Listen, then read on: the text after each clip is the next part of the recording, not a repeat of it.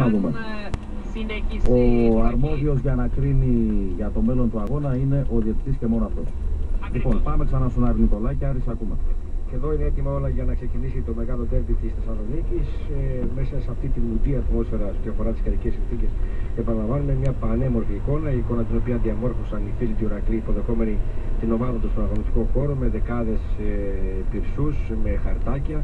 Είναι κάτι το οποίο ξεχωρίζει μέχρι τώρα. Επαναλαμβάνουμε σε ένα γκρίζο σκηνικό. Το παιχνίδι ξεκινάει με τον Ηρακλή στη σέντρα, Καρσιαπής, ο αρχηγός των Κιανόλευκων, στην πρώτη πάσα αριστερά για τον Μάρκες, ο Μάρκες για τον Επστάιν.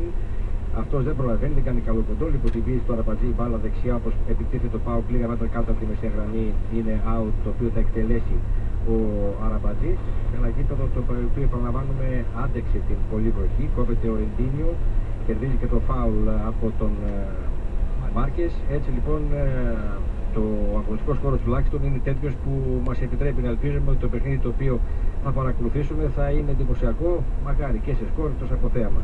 Συνεχίζει το ΠΑΟΚ με τον Μαλεζά, φάουλ από πίσω το δίνει αμέσως ο διαιτητής, ο Σπάθας. Ήταν φάουλ που έκανε ο Παπαζαχαρίας πάνω στον Μουσλίμοβιτς. Ο ΠΑΟΚ με δύο επιθετικούς, και με τον Εντίνιο και με τον Μουσλίμοβιτς. Είναι και ο Βιερίνη, ο οποίος συνήθως καλύπτει και πίσω αριστερά. Γιάννη, είναι πολύ νωρίς βέβαια για να δούμε πώς είναι το σχήμα του ΠΑΟΚ, αλλά θεωρητικά τουλάχιστον ρισκάρει ο Σταύρος με τους δύο επιθετικούς.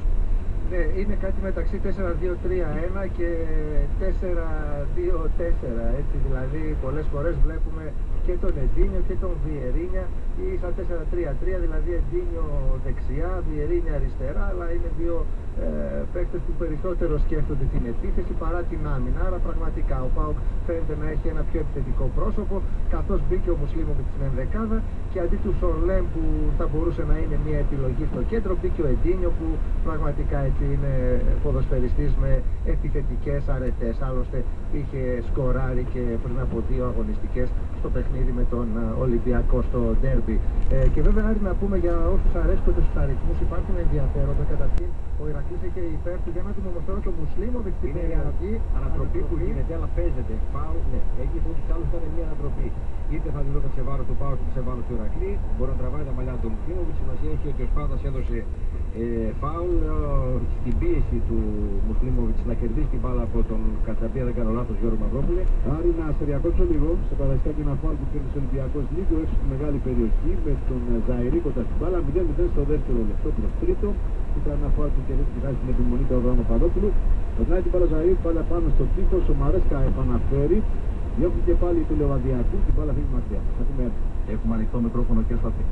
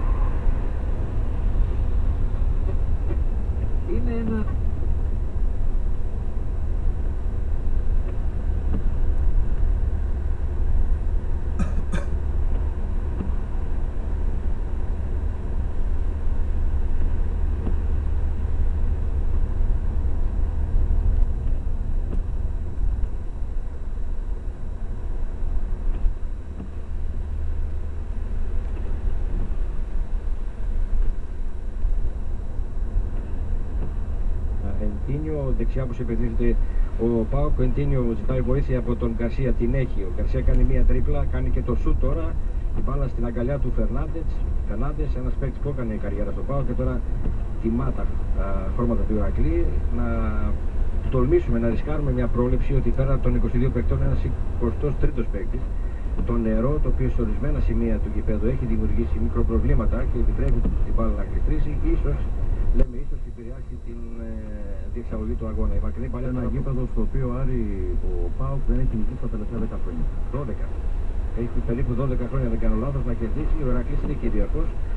Αλλά επαναλαμβάνουμε ότι οι παραδόσεις είναι μόνο για να συντηρούνται και για να σπάνε. Η ευκαιρία για τον Ολυμπιακό στο Πάλιρο, αλλά στην μπάλα ευρωλεπτή ο Τάρμπης, τελικός αποδείκτης, είχε το δυνατό σουτ απέκρουσε ο Βαγγέφο. Η μπάλα είναι κόρνερ για τον Ολυμπιακό στο 5ο λεπτό, το πρώτο κόρνερ για τους Σεντρόεφους από τα αριστερά με τον Ζαΐρη. Υπήρχαν σαφώς πιο δυνατά και αναμενόμενο αυτό. Η γήπεδο του απέναντι στον Βαριακό που μένει πίσω. Για να δούμε αυτό το κόρνερ που ήταν πάλι στο τέρμα της Θεσσαλονίκης. Ο Ζαΐρη εκτελεί. Καλό χτύπημα, βγαίνει, διώχνει ο Βαγγέφο. Να αλλού στην προκυλού, αλλού. Παρά κάνει την τρύπα να αποφυγηθεί ότι υπάρχει στο κλίμα. Αφήνει πιο πίσω για τον Καλίτ και ο τελευταίος Μαλτίνο κάνει μια προσπάθεια από μια αριστερά για τον Ραούλ Μπράβο. Ο Ραούλ Μπράβο πάει να γεννήσει τελικά από μια αντίπαλο που θα βγάλει την σέντρα. Είναι μια καλή σέντρα, το Ρωσίδης είναι μόνο στην offside. Όμως στην offside και έτσι σταματάει, η προσπάθεια παραμένει το 0-0 εδώ στο Πάλιρο με ψιλοβρόχη, αλλά σε πολύ καλή κατάσταση ο αγωνιστικός χώρος σε αντίθεση με αυτά που ακούμε για άλλα γήπεδα. Αυτό έλειπε, σύγχρονο γήπεδο. Ναι, σύγχρονο γήπεδο ακριβώς. Είναι μετράνε τα γήπεδα σύγχρονο. Τελικά αποτελέσματα, Γιώργο, στην δεύτερη εθνική διαγόρας Αργωτικός Αστέρας.